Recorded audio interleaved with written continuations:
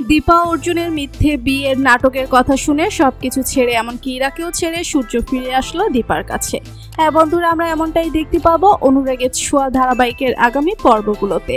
দীপা অর্জুনের বিয়েটা যে মিথ্যে তা শুধু দীপার মা এবং দীপার অজয় বাবু জানতো, কিন্তু পৃথা ম্যাম যখন এই বিষয়টা জানতে পারে তখন পৃথা ম্যাম দীপাকে অর্জুনের বাড়ি থেকে বের করে দেওয়ার জন্য নতুন চক্রান্ত সাজায় এবং দীপার জন্মদিনের অনুষ্ঠানে সবার সামনে বিষয়টা তুলে ধরে যে দীপা অর্জুনের বিয়েটা যে মিথ্যে তা সবাইকে বলে দেয়, যেটা শুনে তো সবাই অবাক হয়ে যায়। অপরদিকে অর্জুন দীপাকে নিজের জীবনে সত্যি করে পেতে চায়, এদিকে দীপা অর্জুনের জীবনে ফিরতে চায়। দীপাও নিজের অতীত ফেলে অর্জুনের সাথে নতুন করে সব শুরু করতে চায়। দীপা বুঝতে পারে তার জীবনে অর্জুনের মূল্য কতটা, অর্জুন যে তার মেয়েদের তার খেয়াল রাখছে নিঃস্বার্থে, অর্জুন যে তাকে ভালোবাসে তা বুঝতে পারে দীপা। এদিকে লাবণ্য সেনও এটাই চায়, কিন্তু পৃথা কিছুতেই দীপা এবং অর্জুনের বিয়ে হতে দেবে না, বরং পৃথা একটার পর একটা ষড়যন্ত্র করতেই থাকে।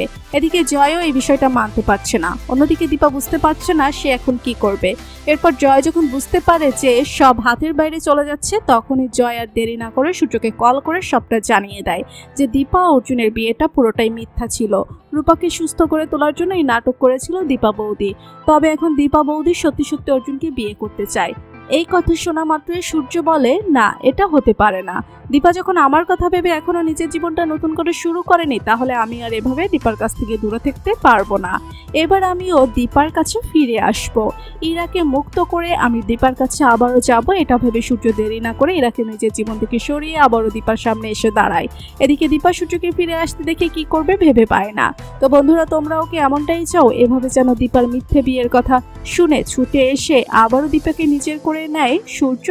জানিয়ে দাও কমেন্ট করে। বাংলা ধারাবাহিকের সব আপডেট সবার আগে পেতে এখনই আমাদের চ্যানেলটি সাবস্ক্রাইব করে বেল বাটনে ক্লিক করুন। ধন্যবাদ সবাইকে।